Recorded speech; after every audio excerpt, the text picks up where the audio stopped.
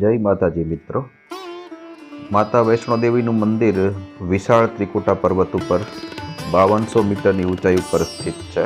અહીં આદિશક્તિ સ્વરૂપ મહાલક્ષ્મી, મહાકાલી, મહાસરસ્વતી પિંડી રૂપમાં ત્રેતાયુગથી એક ગુફામાં બિરાજમાન છે। વેદ પુરાણો અનુસાર જોઈએ તો 108 શક્તિપીઠમાં પણ આ મંદિરનો સમાવેશ સામેલ છે।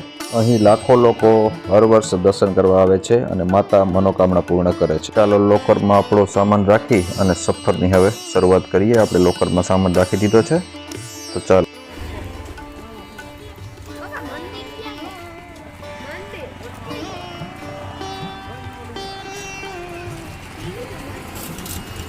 ये ओली बाजू से देखाय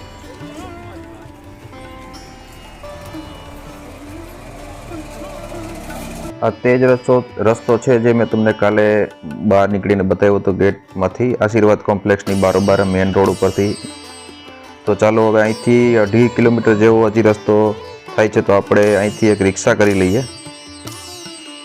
તો રિક્ષાવાળા 100-200 રૂપિયા લેશે આપણી પાસેથી।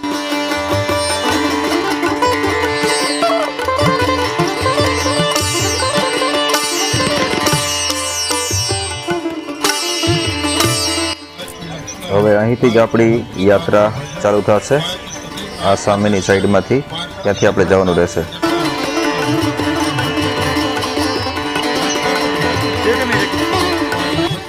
આ છે ફિક્સિંગ પોઈન્ટ, અહીંથી જ આપણે ચેકિંગ કરાવવાનું રહેશે બેગનું। અહીં આપણી બેગ ચેક થશે। આ તમને સામે જે દેખાય છે તે છે ગર્ભકૃપા એટલે કે અર્ધકુમારી। અહીં તમારા બેગની તપાસ કરવામાં આવે છે। તમે તમારી સાથે મોબાઈલ અને ચાર્જર સિવાય બીજું કંઈ ન લઈ જઈ શકો। ડ્રોન, કેમેરા કે એવી કોઈ પણ ઇલેક્ટ્રોનિક ઉપકરણો ન લઈ જઈ શકો। કપડાનો બેલ્ટ, પર્સ તે પણ ન લઈ જઈ શકો। યાત્રાને લગતી થોડીક આપણે માહિતી તમને જણાવી દઈએ પહેલાં કે તમારે શું શું કરવું પડે છે અહીંયા। તો પહેલાં તમારે સૌથી પહેલાં એક કાર્ડ કઢાવવું પડે છે જેનું નામ છે RFID, જે તમારે ફરજિયાત કઢાવવું પડે છે। એ પછી તમે યાત્રા કરી શકો છો। તેના માટે તમારે ઘણી જગ્યાએથી તમને RFID કાર્ડ નીકળી જાય છે। જમ્મુમાં નીકળી જાય છે, કટરામાં નીકળી જાય છે, રેલવે સ્ટેશને નીકળે છે। એના માટે તમારે ડોક્યુમેન્ટમાં જોશે તમારું આધાર કાર્ડ, ડ્રાઇવિંગ લાઇસન્સ, એવા ડોક્યુમેન્ટ તમે આપી અને તમારું કઢાવવું પડશે આ RFID કાર્ડ। તમે જોઈ શકો છો આટલી જગ્યાએ તમને RFID કાર્ડ તમને મળી જશે। ત્યાંથી તમારું નીકળી જશે। જમ્મુમાં છે Vaishnodevi, Katra railway station, Jammu airport ઉપર, આ બધી જગ્યાએથી તમારે RFID કાર્ડ કરાવવું ફરજિયાત છે। તમે જેટલા વ્યક્તિઓ છે તે બધાનું ફરજિયાત RFID કાર્ડ કરાવવું ફરજિયાત છે। જેટલા વ્યક્તિઓ છે બધાનું પણ તમારે કઢાવવું પડશે। હવે વાત કરી લઈએ માર્ગ બાબતની। તો 2 માર્ગ છે અહીં જવા માટે, એક છે તારાકોટ માર્ગ અને એક છે બાળગંગા માર્ગ। તારાકોટ માર્ગ 3 કિલોમીટર જેટલો રૂટ લાંબો થાય છે, પણ આમાં તમને કોઈ જાતના ઘોડા ખચ્ચર કે પાલકી જોવા મળતી નથી। અહીંથી તમને સુંદર સુંદર દ્રશ્યો જોવા મળે છે। અને અહીંથી તમારે 7 કિલોમીટર અર્ધકુમારી થાય છે અને અર્ધકુમારીથી 5 કિલોમીટર ઉપર ભવન થાય છે। અહીંયા રસ્તામાં તમને આવી રીતે શૌચાલય પણ સાફ સુથરા મળી રહેશે, આવા ગાર્ડન પણ તમને મળી રહેશે। આવી રીતે રસ્તામાં અલગ અલગ જગ્યાએ તમને કોઈ ડિટેલના જોવા મળશે, લખેલું હશે બધું કઈ રીતે કઈ બાજુ જવાનું તે પણ। તારાકોટ માર્ગ ઉપર ચોખ્ખાઈ અને એની ચડવાનું થોડુંક સહેલું છે।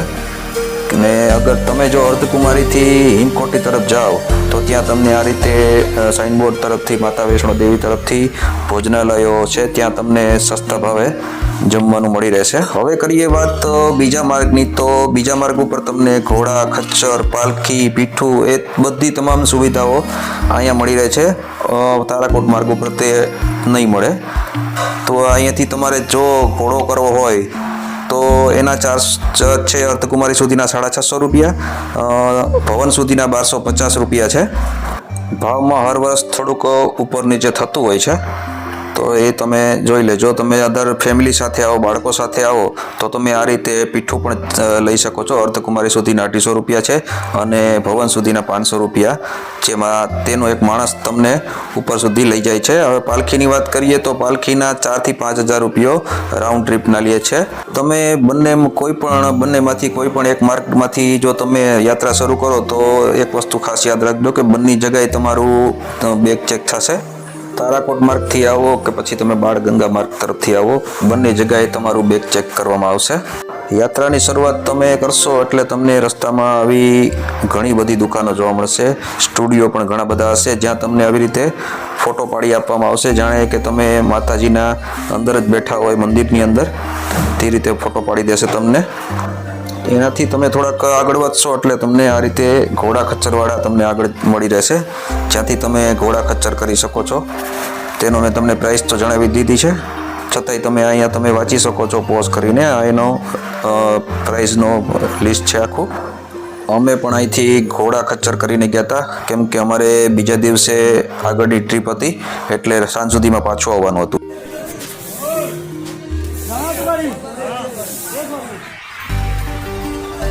સમજો એ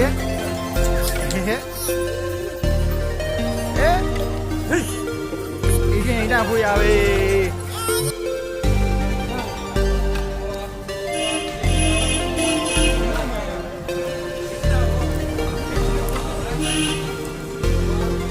એ નહીં જાય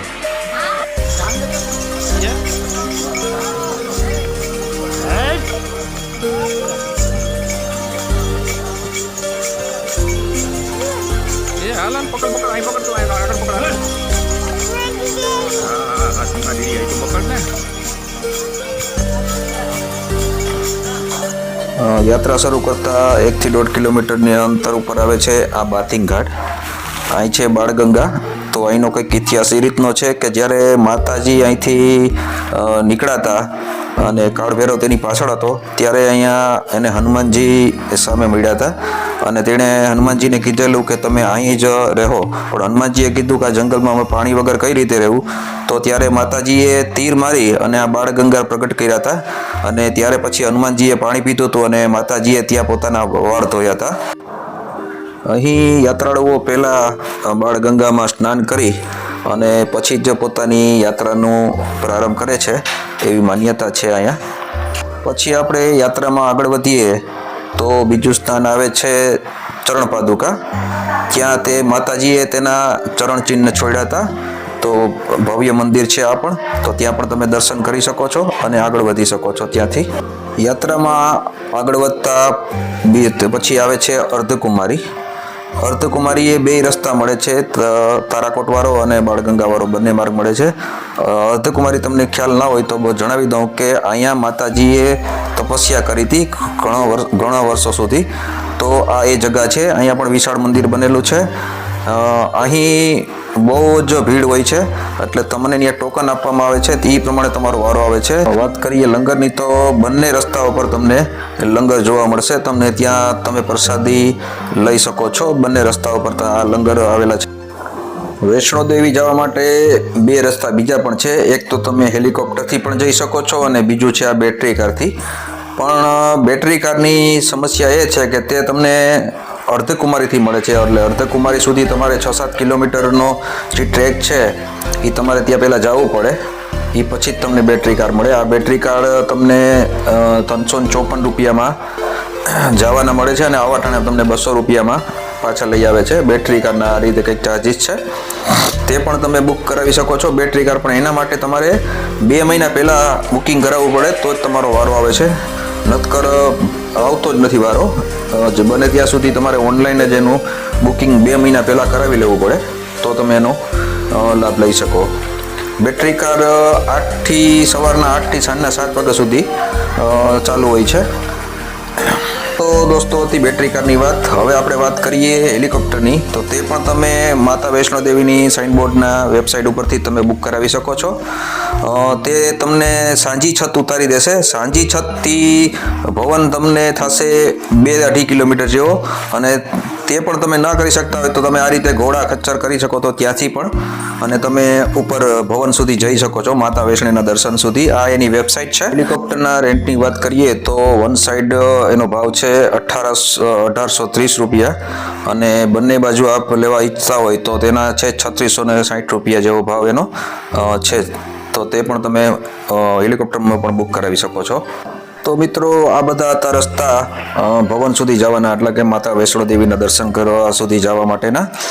તો તમે જો કદાચ પગપાળા પણ જશો તો તમારે ગણતરી કરી લેવાની કે 6 થી 7 કલાક સુધી તો ટાઈમ લાગવાનો જ છે.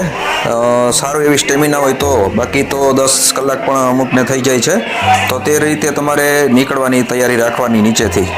માતાજીના દર્શન કર્યા પછી આપણે હવે ઉપર ભૈરવ બાબાના મંદિર સુધી જઈશું. ભૈરવ બાબાના મંદિર જવા માટે 3.5 કિલોમીટર જેવો ઉપર જવું પડે તમારે.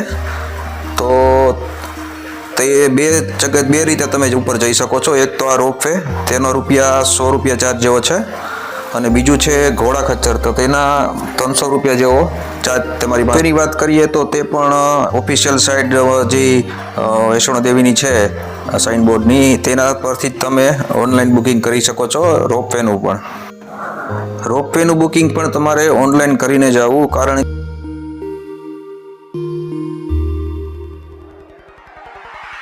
અમે તો રોપવેથી ઉપર ગયા હતા. તો ઉપર જઈએ તો ત્યાં તમારે ઓછામાં ઓછો 1.5-2 કલાક તો સમય લાગશે. મંદિરે બહુ ભીડ હોય છે ઉપર. મંદિરના દર્શન કર્યા પછી તમને કંઈક આવો મસ્ત વ્યૂ જોવા મળશે. નીચે તમને માતા વૈષ્ણો દેવીનું મંદિર પણ દેખાશે ત્યાંથી, અને શાનદાર નજારા તમને ત્યાંથી જોવા મળશે ઉપરથી. તમે તો આ રીતે તમને કંઈક આવા દ્રશ્યો જોવા મળશે, તમે જોઈ શકો છો. અને રોપવેથી રિટર્ન પણ આ જ રીતે તમે પાછા એ જ ટિકિટમાં પાછા આવી શકો છો. અમે જેવા દર્શન કરી અને ફ્રી થયા ત્યાં જ માઇકમાં એનાઉન્સ થવા માંડ્યું હતું કે મોસમ બહુ ખરાબ છે, એટલે તમે ઝડપથી નીચે ઉતરી જાઓ એવું માઇકમાં એનાઉન્સ થવા માંડ્યું હતું. એટલે અમે પછી તો તરત જ નીચે ઉતરવા માંડ્યા હતા. હજી તો અમે થોડાક જ નીચે ઉતર્યા હતા ત્યાં તો જો વરસાદ ચાલુ થઈ ગયો છે. અહીં વરસાદનું કંઈ નક્કી હોતું નથી, ગમે ત્યાંથી વાદળો ઘેરાઈ જાય છે અને વરસાદ ચાલુ થઈ જાય છે.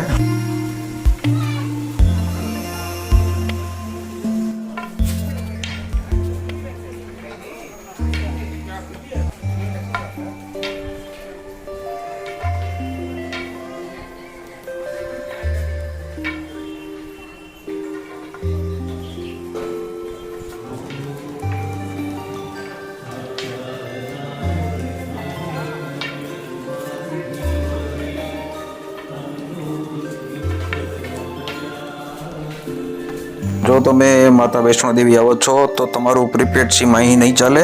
તમારે અહીંથી જ પ્રીપેડ સિમ ખરીદવું પડશે, અથવા તમારું પ્રીપેડ કાર્ડને પોસ્ટપેડ કાર્ડ કરાવીને લઈ આવો તો ચાલશે. તે ખાસ ધ્યાન રાખજો. અમે ઘોડા અર્ધકુમારી સુધી કર્યા હતા નીચેથી ઉપર જવા માટે. પછી તો અમે ત્યાંથી અર્ધકુમારીથી ચાલીને ગયા હતા, અને રિટર્નમાં પાછા પણ અમે ચાલીને જ ઉતર્યા છે. તો અહીંયા અમે આવીને એક આ અનોખો અહેસાસ કરવા માટે આ ચેરનો મસાજ ચેર છે તેના પર બેઠા હતા. અમે ચેરનો આનંદ માણ્યો અમે પણ. તો આ રીતે કંઈક હતી યાત્રાની જાણકારી. તો તમને જાણકારી મેળવીને આનંદ થયો હશે. તમને આઈ હોપ તમને મજા આવી છે વિડીયો જોઈને. તો જો તમને વિડીયો ગમ્યો હોય તો લાઈક, શેર એન્ડ કમેન્ટ જરૂર કરો, અને તમે જો નવા હોય ચેનલમાં તો સબસ્ક્રાઈબ કરો.